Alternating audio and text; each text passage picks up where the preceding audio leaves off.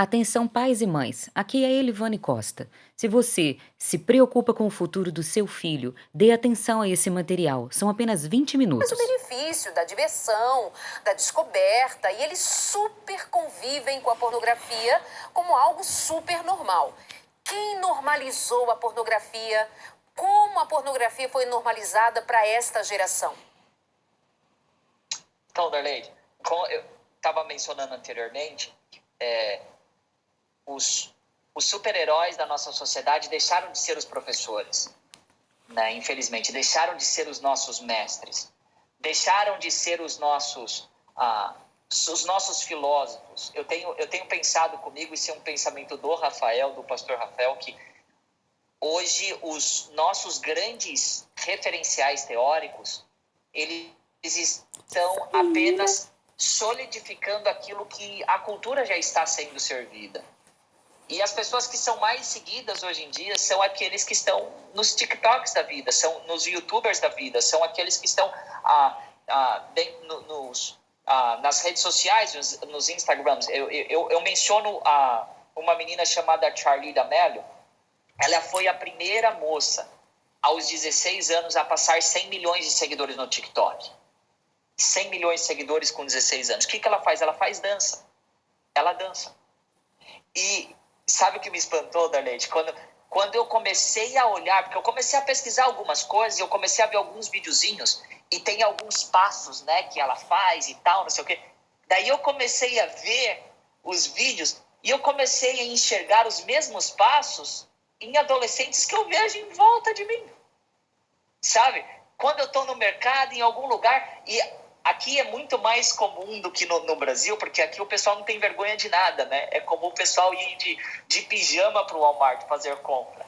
E o pessoal dança na rua, dança na fila do supermercado, e daí eu encontrei e estica ao lado do outro e vai assim e tal, não sei o quê. Eu sou horrível para dança, mas eu encontrei aquilo que ela faz no TikTok dela sendo repetido, copiado pelos adolescentes e por os outros jovens que estão ao nosso redor. Então, Darlene, a fonte de conteúdo hoje vem dessas pessoas. E agora eu vou falar uma coisa a você, pai. E eu falo do fundo do meu coração, você que está me escutando, porque isso eu falei no meu sermão, no meu púlpito da minha igreja. Você sabe o que eles estão ensinando para os nossos jovens? Aquilo que eles estão ensinando para os nossos adolescentes? Aquilo que eles estão ensinando para as nossas crianças, para os nossos filhos? Eles estão ensinando nada. Nada. E aí eu quero que você acompanhe o raciocínio comigo. Porque os nossos filhos, eles conseguem ficar horas e mais horas assistindo nada. Mas quando você coloca um livro na mão do teu filho para ele ler, em 20, 30 minutos ele não aguenta mais. Sabe por quê? Porque ler cansa o cérebro. O seu cérebro tem que fazer esforço físico mesmo, mental, para ele decodificar aquelas letras, transformando as letras em palavras, as palavras em sentenças, as sentenças em raciocínios, em ideias. E isso cansa o cérebro. É por isso que eles conseguem ficar assistindo horas e mais horas, dancinhas daqui, não sei o que dali e qualquer outra coisa. Mas quando você dá um livro na mão dele, quando você coloca a Bíblia para ele ler, quando você leva ele para um culto, ele não consegue mais dialogar, ele não consegue pensar, ele não consegue raciocinar porque ele está cheio de nada. Nada. Porque ele passa horas e mais horas com nada. E quando chega a hora dele utilizar a massa cinzenta, o cérebro dele, ele não tem capacidade. Ele não consegue fazer isso. Porque ele não está acostumado mais a pensar. Ele não está acostumado a criticar. Ele não está acostumado a dialogar com as pessoas. Porque ele passa horas e mais horas nas redes sociais, vendo vídeos e mais vídeos no smartphone dele, no tablet dele, no computador dele. O que acontece é que a nossa geração, ela está sendo preenchida com nada. E qualquer coisa diferente do nada cansa ela. Intriga, deixa com raiva e qualquer coisa do tipo. Ou seja, cultura para os nossos jovens são outros jovens, são outras crianças, são influencers, mesmo que sejam adultos. Aqui no Brasil, nós temos um dos maiores influencers no mundo, com milhões e milhões de seguidores, mas não tem muito critério. Palavrões, conceitos absolutamente imorais e que está aí formando uma geração. Explica. Queridos, a gente traz um tema como estes e a gente quer despertar nos pais o interesse para alguma coisa que não vai acontecer, ela já está acontecendo. Nós estamos perdendo os nossos filhos, presta atenção aqui. Nós estamos perdendo os nossos filhos. Nossos filhos estão desacreditando de Deus. Quer mais? Nossos filhos estão desacreditados da Bíblia, de Cristo, Deus, a menos que seja para enxergar Deus como um velhinho bonzinho, mas não como Deus soberano, criador dos céus e da terra, santo, santo, santo. Isso é coisa antiga. A novidade é galera mesmo, é um Deus da galera, é um Jesus da galera.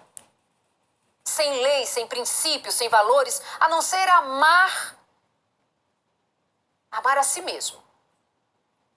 Não é amar a todos, respeitar a todos, ser tolerante com todos. Isso é historinha para boi dormir. É amar a si mesmo. 6 anos de idade essa criança só dorme por exaustão, como diz a sua avó. O que está acontecendo? É o que está acontecendo com os adolescentes de 10, 12, 13, 15, 18 anos, mergulhados na pornografia, mergulhados em temas que são absolutamente vazios, dados à bebida alcoólica, drogas, imoralidades. Vocês entendem que o assunto é sério, não é? Servimos, a fé que professamos, mas o que nós fazemos?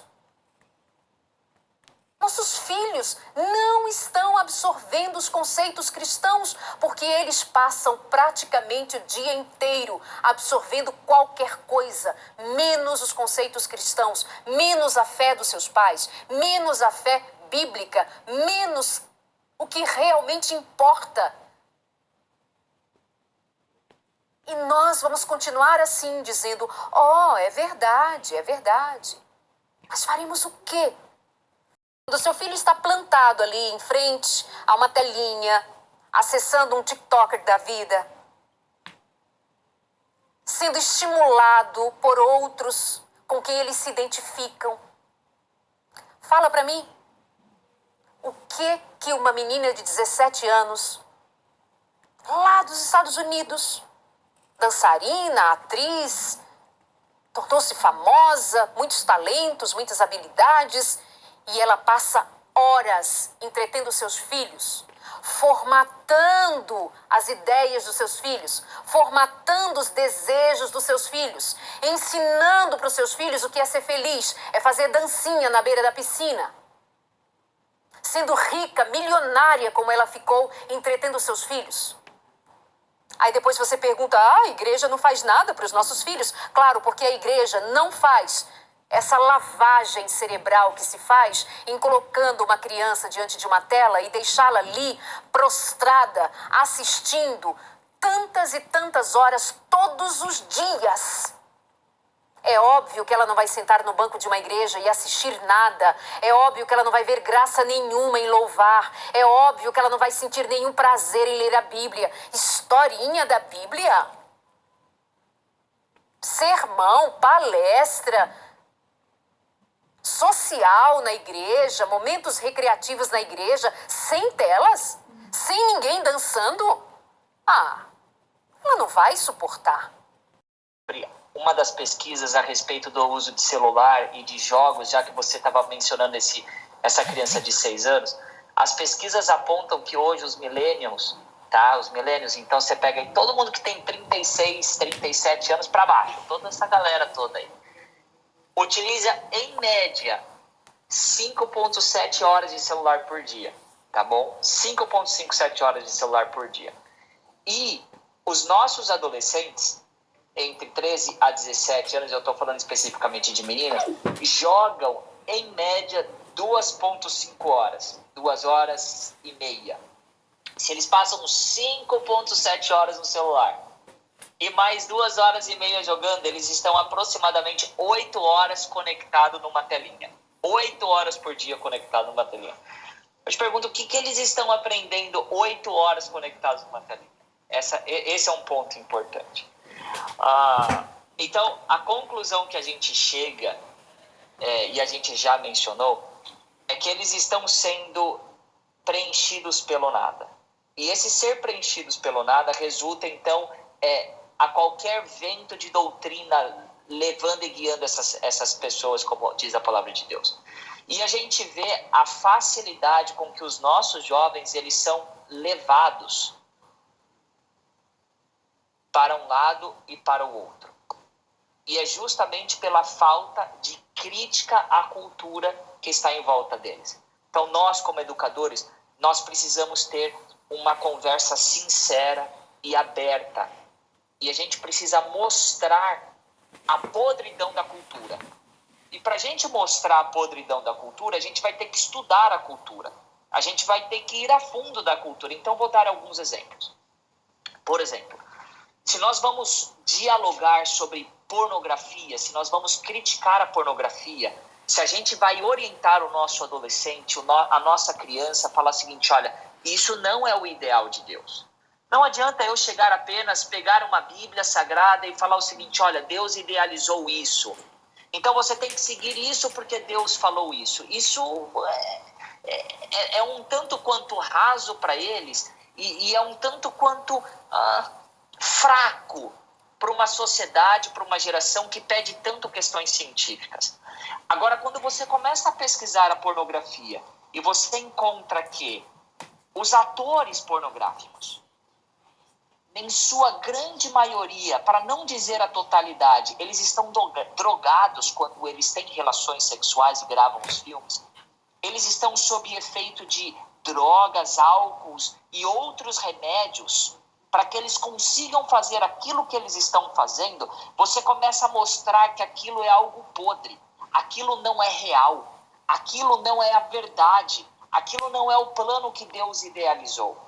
Quando você começa a mostrar para a nossa sociedade, para os nossos filhos, para os nossos adolescentes, o que as cidades que estão legalizando drogas, por exemplo, aqui nos Estados Unidos, que nós temos vários estados que legalizaram o uso da maconha, o que está acontecendo a nível de criminalidade, índice de pessoas que estão agora sendo levados, né, com muito mais frequência aos hospitais, índice de cartéis sendo construídos, né, formados nos estados, a criminalidade aumentando, assaltos aumentando, mortes aumentando. Quando você começa a mostrar, olha as consequências dessa cultura, você começa então a ter um diálogo não apenas no campo religioso, que é importante, nós temos o princípio de Deus, mas a gente tem um campo prático, científico para mostrar, isso não é o ideal, isso não é o melhor.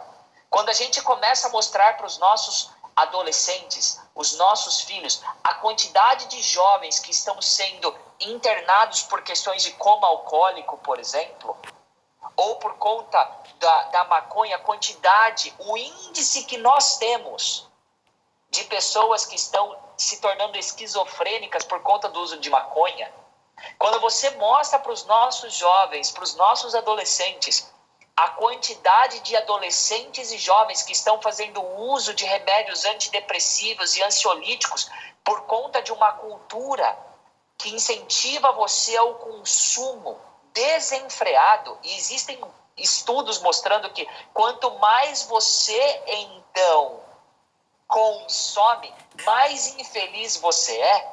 Quando você começa a mostrar isso, você começa a criticar e orientar, chegar e falar o seguinte, calma aí, tem algo melhor para você. Darleide, uma das pesquisas mais fascinantes que eu encontrei nessa pesquisa mostra que tudo aquilo que faz as pessoas serem felizes é de graça. É de graça. Olha só que interessante. Índice de felicidade, ele começa a crescer a partir do momento que você começa a trabalhar e você não paga para trabalhar, você ganha para trabalhar. Ler livros. Ah, não, mas eu preciso comprar um livro. É verdade, se você quiser comprar o livro, você compra o livro. Mas você pode ir na biblioteca pública, tem milhares de exemplares ali, você não precisa pagar. Pesquisas mostram que o índice de felicidade e satisfação na vida aumenta. Agora é o seguinte, tudo aquilo que é pago te leva à ansiedade, infelicidade e depressão. Assistir televisão que você tem que pagar, na maioria das vezes, internet, redes sociais, o índice de infelicidade e depressão ele aumenta drasticamente. Tudo que é pago, você sofre. Tudo que é de graça, você fica mais feliz, e você começa a mostrar o lado que não é tão apresentado. Aí a coisa começa a mudar de figura, porque você vai trazer ele para a realidade. Calma aí, é isso que é te apresentado. Mas essa é toda a verdade? Será que tem um outro lado da moeda que a cultura não está apresentando para a gente? Vamos conversar. E você começa então a criticar e dialogar com uma realidade apresentada, mas é uma realidade fictícia, uma realidade falsa. É aí uma que realidade entra, apenas de ilusão. é aí que entra a necessidade de a gente estudar para lidar com essa demanda, né? Então, queridos pais, não é o sermão, o discurso religioso que vai mudar o que os seus filhos têm aprendido noutra direção. Então, e quando o pastor Rafael ele fala de criticar essa cultura, é uma crítica inteligente, não é assim, tá errado, isso é um absurdo, é trazer a questão para o patamar da prova. Filho, olha, os estudos, a prova de que isso não é bom está aqui. Olha, sim, surgiu nas redes sociais sobre o fenômeno Cringer, né? Que tem alguma coisa assim a ver com algo vergonhoso, vergonha alheia, de coisas que a geração passada fez e que causa uma certa vergonha. Vejam bem, os pais, os educadores, causam vergonha para uma geração que está dizendo: eu tenho vergonha do que vocês fazem, eu tenho vergonha do que vocês usam, eu tenho vergonha das coisas que vocês dizem, das palavras que vocês usam, eu tenho vergonha de vocês. O que se pode esperar de uma geração que tem vergonha das suas raízes? Aí a gente fez disso uma brincadeira. E, se você pesquisou é porque você realmente é das antigas. Mas a galerinha tá dominando tudo. E essa galerinha olha pra gente e tem vergonha. Se eles têm vergonha das suas raízes, o que resta pra eles? Um minutinho pra dizer pai, mãe.